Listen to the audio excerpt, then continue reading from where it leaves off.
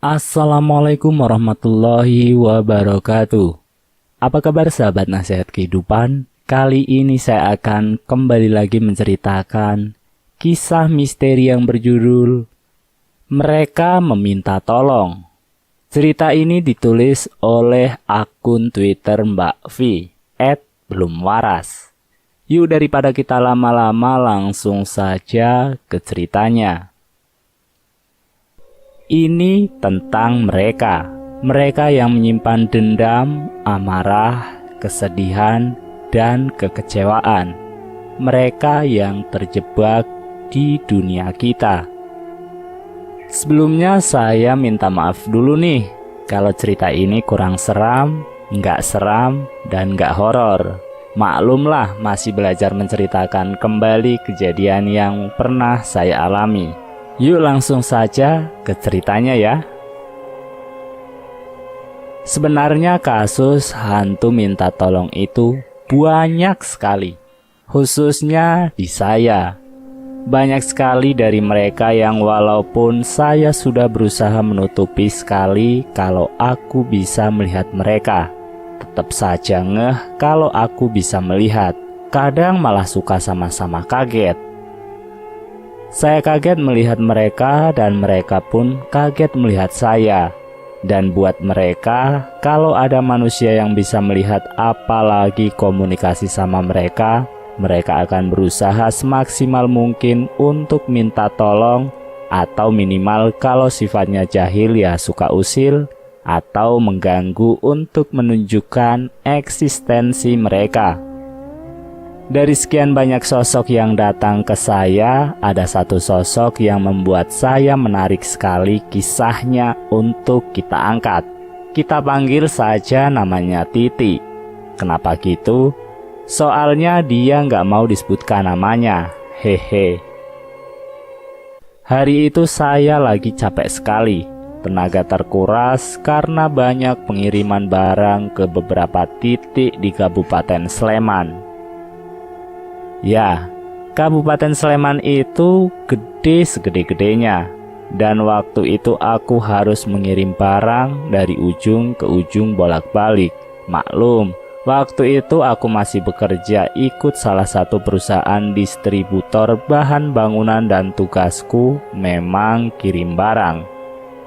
Dan itu rasanya pegel bukan main. Begitu sampai di kos, langsung deh tur bahan di kasur. Belum mandi, belum ganti baju, langsung nyungsep di kasur. Baru sekitar 5 menit rebahan, tiba-tiba jendela kamar itu seperti ada yang melempari kerikil. Lemparan pertama sampai ketiga, aku berusaha bodo amat. Sampai lemparan ke-6 itu, aku sudah mulai terganggu. Karena lagi capek sekali, aku langsung otomatis emosi dan berdiri buat buka pintu untuk marahin siapapun yang iseng melempari kerikil. Begitu dibuka, ternyata nggak ada orang. Baiklah, di situ saya sudah tahu kalau itu pasti bukan manusia karena samping dan depan kamar saya kayaknya belum pada pulang. Karena sebel, saya langsung ngegas. Tolong dong gak usah ganggu, badanku lagi capek nih. Kalau ganggu lagi, aku pukul kepalamu nih. Melihat gak ada tanda-tanda pergerakan baik itu manusia atau hantu, aku langsung masuk ke kamar lagi tuh. Baru nutup pintu, begitu balik badan ada perempuan rambut panjang pakai baju putih. Mukanya rusak, ada darah keluar dari matanya dan dia senyum ngeri sekali. Senyumnya tuh kayak bibirnya dari ujung pipi kiri ke ujung pipi kanan gitu. Dan matanya hitam semua, nggak ada putihnya sama sekali. Refleks karena kaget, aku teriak, "Jancuk!" Sambil berusaha buka pintu tapi nggak bisa kebuka juga. Mungkin karena panik, jadi bikin susah buka pintu. Segala sumpah serapah keluar dari mulut, bukannya doa malah misuh. Ya gimana lagi, namanya orang kaget plus panik. Sampai beberapa kali mencoba buka pintu itu benar-benar nggak bisa. Ya ampun mbak, pergilah mbak, nggak mau aku, pergi sana, ucapku. Saya sudah pasrah sekali, sudah capek juga, nggak mau berusaha buka pintu lagi karena sudah lemas. Dan tiba-tiba dia bilang, "Mbak, tolong saya mbak, tolong," ucap hantu yang bernama Titi itu. Sambil merem menghadap pintu, saya pun menjawab, "Mau minta tolong apa mbak? Saya nggak bisa tolong mbak, cari yang lainnya saja. Justru aku mau minta tolong kamu pergilah, jangan ganggu aku." Bukannya pergi, dia malah menangis dan malah makin mendekatkan mukanya ke samping mukaku. Aku bisa cium bau anyir campur melati dari badan dia. Tapi ada satu bau lain yang aku masih belum tahu itu bau apa. Dan waktu itu saya nggak berminat untuk mencari tahu. Dia menangis terus di sampingku, sampai akhirnya, "Ya sudah, kamu tuh nyebelin ya. Aku bantu kalau aku bisa, tapi aku nggak mau ya kalau wujudmu kayak gitu. Bisa berwujud yang bagusan dikit nggak sih?" Nggak ada jawaban, cuma tangisannya berhenti, diganti sama suara ketawa yang ketahan gitu ketawanya. Kenapa kepo? Aku beraniin pelan-pelan ngintip ke samping. Dan benar saja dia berubah wujudnya dari yang seram tadi jadi perempuan Jawa yang cantik sekali. Nggak pakai rok putih ala kuntilanak lagi, tapi dia pakai baju putih hitam seperti anak-anak ospek itu. Dan rambutnya dikuncir satu. Dengan wujud seperti itu, aku bisa tahu kalau dia ini mungkin semasa hidupnya anak yang ceria dan friendly sekali. "Kamu dari mana? Kok bisa sampai sini?" tanyaku. "Tadi aku ngikut mbak dari jalan ini. Tadi mbak lihat aku kok, makanya aku ngikutin mbak," jawab Titi.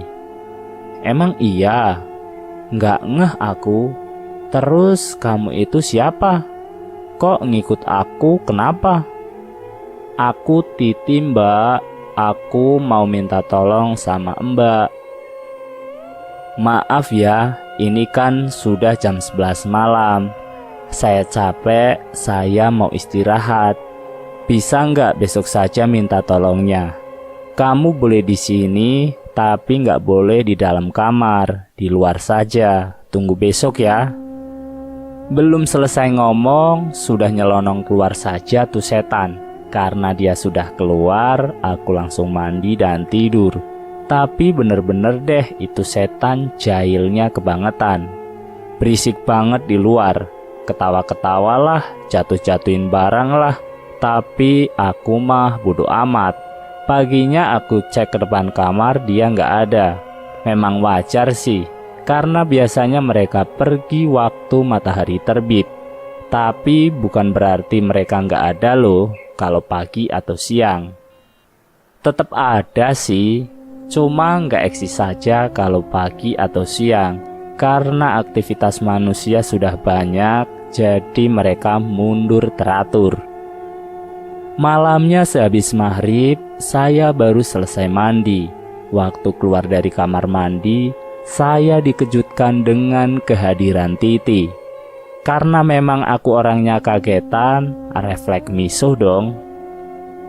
"Ngagetin orang hidup saja kamu, setan gila. Kalau nggak ngagetin bisa nggak sih?" "Mbak, saya mau cari ibuku mbak," tanya Titi. "Emang ibumu di mana?" "Aku nggak tahu mbak, aku lupa." "Lah terus aku nyarinya gimana? Emang kenapa kok nyari ibumu? Mau menyampaikan apa toh?" "Nggak tahu mbak, aku cuma mau kasih tahu ibu jangan cari aku lagi. Aku sudah beda dunia." "Lah ibumu nggak tahu kamu sudah mati? Gimana sih? Gimana ceritanya?" tanyaku dengan penasaran. "Aku nggak tahu mbak, ibu sudah menemukan jasadku atau belum. Kalau belum, aku mau kasih tahu ibu kalau sekarang aku sudah bisa ngomong, sudah bisa jalan, aku sudah nggak menyusahkan ibu lagi. Loh, kamu dibunuh? Tunggu dulu. Maksudnya sudah bisa ngomong gimana? Kalau cerita jangan setengah-setengah lah. Aku ini tidak seperti anak yang lain, Mbak. Waktu aku lahir, aku nggak bisa bicara alias bisu, nggak bisa jalan, jadi harus digendong terus sama ibu. Dan bersambung dulu ya, nanti saya akan lanjutkan pada bagian yang kedua. Terima kasih sudah menonton video nasihat kehidupan. Jangan lupa tekan tombol like, share, dan komen. Tekan subscribe untuk mengikuti video kami selanjutnya. Wassalamualaikum warahmatullahi wabarakatuh.